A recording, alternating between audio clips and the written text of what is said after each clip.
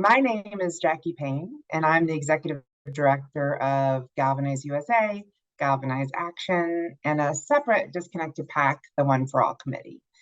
Several years ago, I became so alarmed by the rise of authoritarianism and the threat that it posed to our democracy in the US that I left my job to start Galvanize. My goal was to evaluate what was needed and help fill a critical gap in the movement. And we set out to find, connect, and move women to help push back against this terrifying trend and to reliably use their civic power to help protect our democracy and make sure that we're advancing progress for everybody. Today, I want to share with you a little bit about what we've learned over the last 6 years, show you why there is reason to hope, and how we can do it together. So let's start by just acknowledging the problem. Our country is increasingly polarized. We are seeing election after election decided by the narrowest of margins. Folks think that this next election, 2024, will be decided by fewer than 100,000 votes in just a handful of states, right? So increasingly polarized. Our most fundamental rights and freedoms are under attack. Americans are losing trust in government and faith in our elections and public institutions. And a recent poll showed that 3/4 of Americans believe, with good reason, that our very democracy is at risk. With all that on the table, the reality is that after years of chaos and fear and threat, many Americans are just feeling disillusioned and disengaged. And that disengagement is both part of an authoritarian playbook, right? That chaos sows disengagement, but it also has such serious consequences for the future of our republic. The good news is there's reason to hope. As extreme and divided as things seem, the reality is that there's a huge opportunity with moderate women who actually share a lot of the same goals and vision for this country as you and I do. And the challenges are who is able to connect with them. Through our unique combination of data science, neuroscience, and behavioral psychology, we have identified 44 million moderate white women across the country who want an America that works better for everybody, but who aren't particularly entrenched ideologically. They're pretty moderate. They don't feel tied to either political party, and they don't feel super represented. Over the last 6 years, we've gone deep to understand, connect with, and engage these women. And we've proven that when we connect with them on their values in ways that make them feel seen and heard and cared about, we can interrupt and diffuse the really ugly grievance-based narratives that are being used to divide us and pull us apart, and successfully persuade significant numbers of these women to use their political power to stand up and protect our democracy and advance progress across key issues. Elections are determined by razor-thin margins, right? We're seeing this at the national level and in school boards. Really what we know is it doesn't take millions of women to make a difference. In the last national elections, we were divided by just 44,000 votes, right? So we don't need to move millions in the short term. We need to move millions in the long term to build this durable coalition to support our democracy. Let's talk about how we've learned how to do it. I want to emphasize that starts with listening. We did not want to come in and say, oh, we think we know what's going on with these women and their lives and why they're voting the way they do. One of the things I hate most is when people say women aren't voting in their own interests. Of course they are. They're rational beings. They're voting in their own interests. The question is, do we understand what their interests are and can we connect with them? What we heard from women in these rooms was, first of all, they feel really alone and isolated. They feel like nobody around them really shares their views, and that's super destabilizing. It makes you rethink, maybe I'm wrong, maybe they know more than I do. They also talk about feeling like politics just leads to conflict, and it's a fight you can't win, and they're tired of fighting. In our most recent research, we heard from women that they don't even feel like they matter these days. And this shows up with conversations where they're saying, like, I am going to the grocery store with my calculator to make sure I don't have to put something back when I check out. And the politicians aren't doing that. And they know that I'm struggling and they don't care, right? So folks feeling like, who cares about me and is looking out for my family? Those are some of the main barriers that has people feeling like, should I even bother to vote? Does it matter? If I do vote, can I make a difference? And do I feel smart enough and confident enough in my views that if I vote, I'll be voting the right way? So those are some of the barriers we heard from women. And those are kind of internal barriers, right? We also track to see what are the external barriers? What are they hearing? What narratives are they being targeted with? What disinformation and misinformation is being sent to them that is influencing their way of thinking that might be holding them back from voting for progress?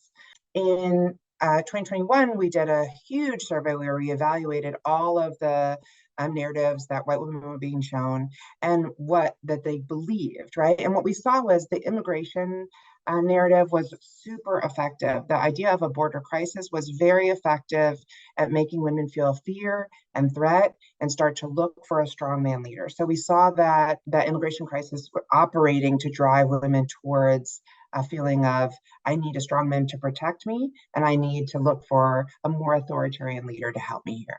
We also saw the big lie, the notion that Biden did not win the election being a really successful narrative and causing women not to accept the 2020 results and thinking that to lose faith in elections in our democracy. So we're continuing to watch what are the narratives that are being these women being targeted with that are influencing the way they're thinking about the world, how they're making sense of it, and what kind of leadership they need. Another example of what we see women being targeted with and believing is the attack on trans youth. This is something that we see globally in authoritarian efforts. We see attack on LGBTQ folks as a key wedge that can drive voters to feel like the world is changing too quickly and they're looking for a strong male leader to protect them. But we see, we analyzed how white women voted in the midterms in 2022, and we saw that how their perception of trans youth was highly predictive of that vote. And we're able to talk to moderate women using those kinds of common sense, values-based messages that help to diffuse the attacks that are being sent to them that are really just intended to drag them to the right. I wanted to stop for a moment to talk about why am I focused on white women? We have amazing allies who are dedicated to turning out the base, who are focused on young progressive voters, who are looking at turning out voters of color. But there was a gaping hole when it came to moderate white women. And that was a huge Achilles heel for the movement because white women are the largest voting bloc in the country. We represent 38% of the vote. And we are the largest share of movable voters nationwide. So when you're thinking about who is not yet entrenched, we are the largest share of movable voters. In the states where we work at Galvanize, our core 4 states, Michigan, Wisconsin, Pennsylvania, and Ohio, we cannot afford to have a majority of white women joining a bigger majority of white men working against progress or supporting efforts that will undermine our democracy, right?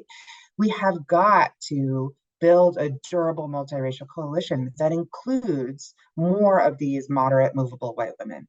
We don't, as I said, we don't need to win every last person. We need to know who is movable, who wants to come with us that we can connect with, and how to do it.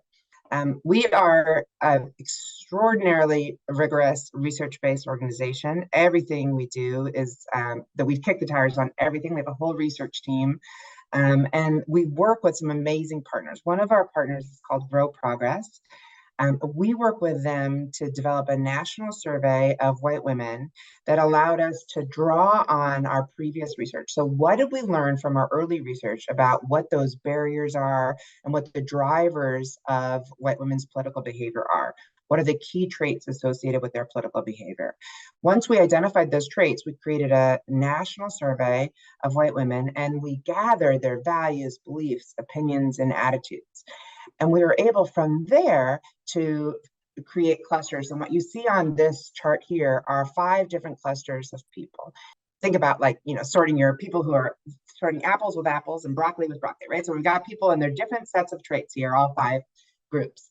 We take out the 2 groups on the edges. On one side are the folks who are Trump conservatives who are extremely high in racial resentment, internalized sexism, very low support for the role of government. We don't perceive them as being folks we can easily move. They know what they think. They're entrenched. We, go with God. On the other side, we see clear progressive base who are primarily defined by their very low racial resentment, very low susceptibility to authoritarianism.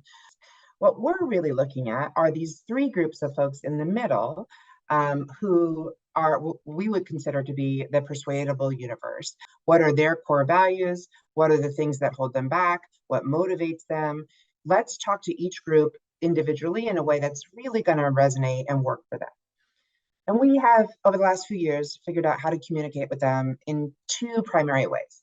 The first is through a nonpartisan community program. It's a long-term program that offers engaging cultural content that is research-based, and we work with the neuroscientists and behavioral psychologists to figure out what to include in that content.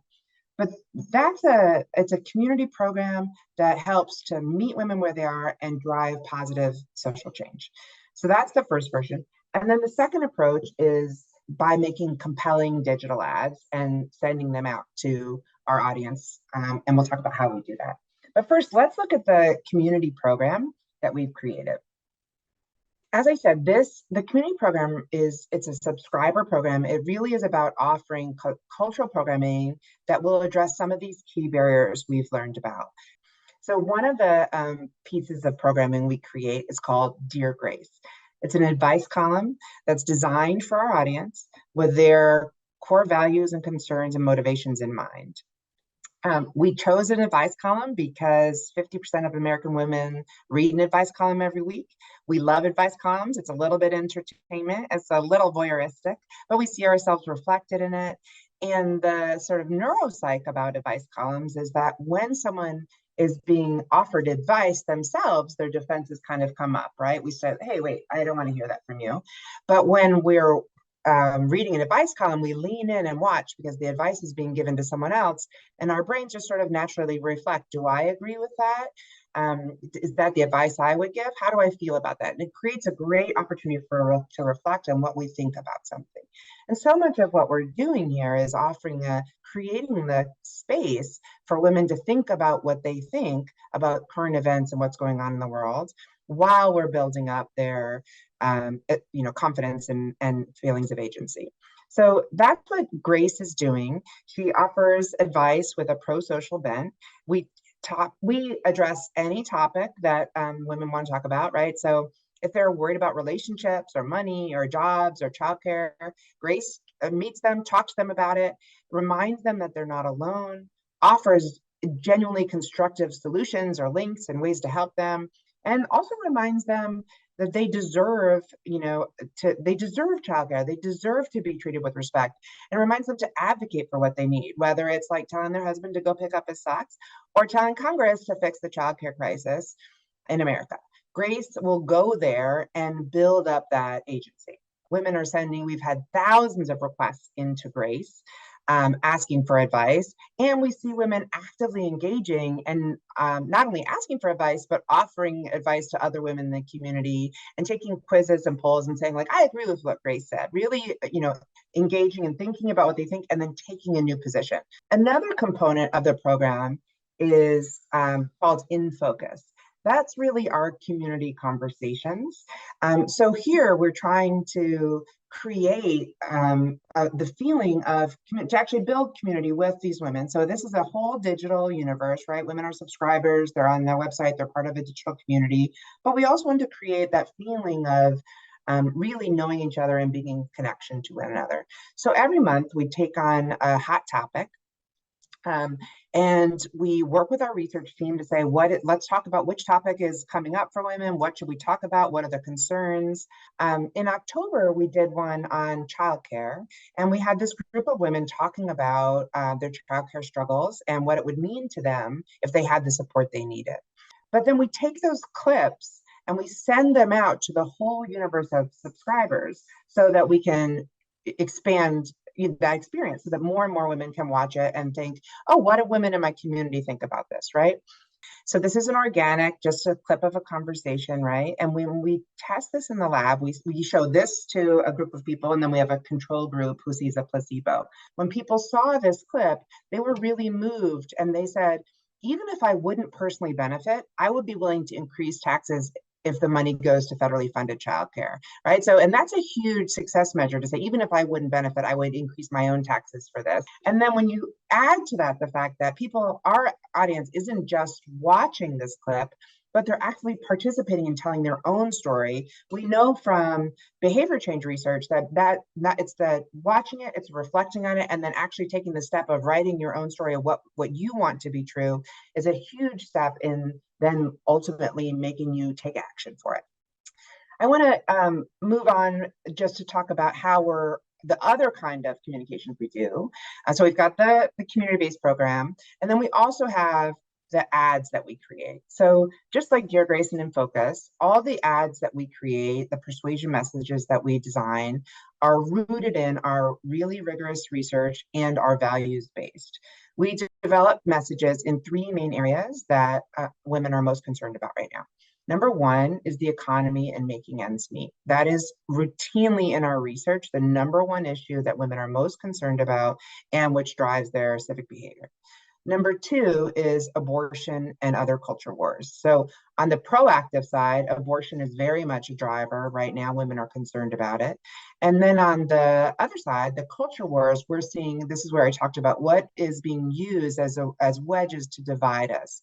So whether it's anti-immigrant sentiment, anti-trans sentiment, talking about crime, these are the kinds of things, whether it's book bans and critical race theory in school, what are the things that are being whipped up to create this feeling of division that has the potential of drawing women away from progress? So that's the second bucket. And then the third bucket is really democracy and the state of our nation. We need to be talking with women about their civic agency. It matters if you vote. It matters if you show up. And those are the three buckets that we're talking on. By creating ads that connect with our audience's worldview, by meeting them at their values and offering hopeful, positive solutions, we are consistently returning statistically significant results. In both lab and in-field randomized control trials, we've proven that when women see our ads, we strengthen their support for the issue that we're talking to them about. And because we always do this rigorous testing, we only run ads that we know should work based on the lab test. And then we track the ads impact in field so that we can strategically adjust our spend on the ad in real time. If it's working, if it's not working, we're able to adjust it. And that makes us super cost efficient. In 2022, in the midterms, we ran a 7-month program to our audience in Wisconsin, Pennsylvania, and Ohio. And we evaluated it using a randomized control trial, so half of the folks saw our ads and half did not. The results of that 7-month RCT was truly amazing. We received an award for that work in which we were heralded for having an unprecedented persuasion effect. And then last year, we were the subject of an academic review that lifted up not only how rare our success was, but also how cost efficient our approach was, right? Because of that rigorous testing and tracking. So what I have here for you is an example of how we craft a message. This is an abortion message, and you'll probably notice it doesn't look like most of what you might expect to see from a pro-choice message. It may not actually speak to you personally. When you read this, you might think like, meh, it doesn't do it for me. But that's okay, because you are not the target of this message. This is specifically designed for some segments of our audience who are higher in authority and who are rules-based and who need an approach that really approaches the issue from their worldview and their values frame. Let's take a look. This is the message that we tested using an understanding of who we're trying to talk to, what are their values, what's a way to talk about an issue in a way that works for them. My parents taught me to be kind and follow rules, and I'm passing that on to my kid. But sometimes rules are unfair, like with abortion policies. In many states, if you have an abortion, or even help your friend get one, you get punished. I worry about the future. I trust our laws for safety, but they should show more empathy, especially for women in tough situations. Rules matter, but they must be guided by fairness and compassion. The woman in this ad is not an actor. She's a volunteer messenger. She lives in one of the states that we work in. We worked with our neuroscience team to understand the small nuances that when we're creating an ad like this that help our brains lower their defenses and make us open to considering a new message, right? So here you're seeing a messenger that looks like our audience, that sounds like them. She shares their values. She's sitting in a kitchen that looks a lot like their kitchen. The fridge is covered with, homework and family photos. And those are all ways that we're basically saying, look, this is someone just like you, and this is what she thinks, which creates an opening for someone to think, oh, do I agree with her? She seems like me. Are we aligned? And it's just an example of how that thoughtful, careful tailoring of the message and the approach to the audience proves successful.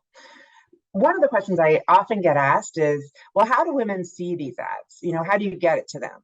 And the answer is that once we created that model, we're able to look at, this is a little technical, but you create this model, you figure out who you believe is movable, you are able to look at the voter file and actually get folks, actual addresses, right?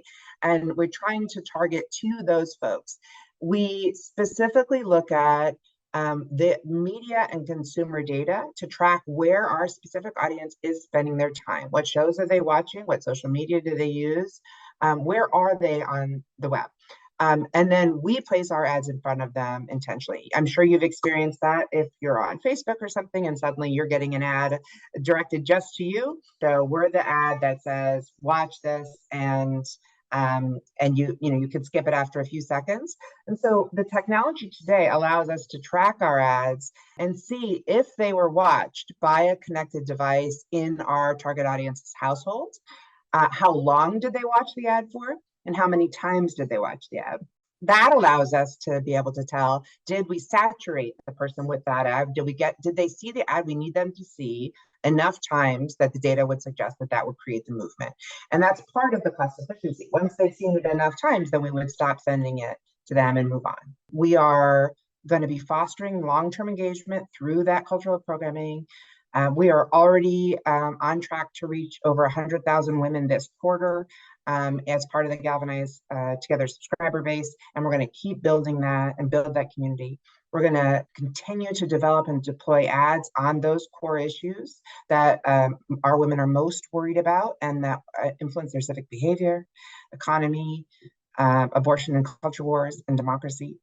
And we're going to continue to share everything we learn. So if you want to check out the Galvanize Action, we have a playbook that we share with all of our allies, and we share all the research, all the ads, we white label everything. So if someone is working in a state where we're not particularly invested, they can take what we've done and use it to win there. So that's a big part of our ethos. We scale by sharing, and we will win together. So I would love your support. If this inspired you to give to help us do what we're doing, the evidence is there now. We know who we can reach. We know how we can reach them. We know how to do it in a cost-efficient way that is actually causing them to move on the issues and to stand up and support democracy. The data is super clear that you can't just talk to them at the very last second. It's the long-term engagement approach that worked for us in 22.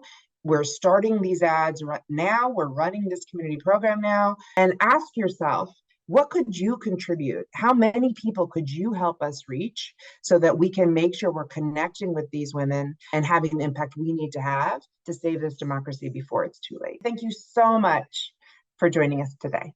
Bye-bye, everybody.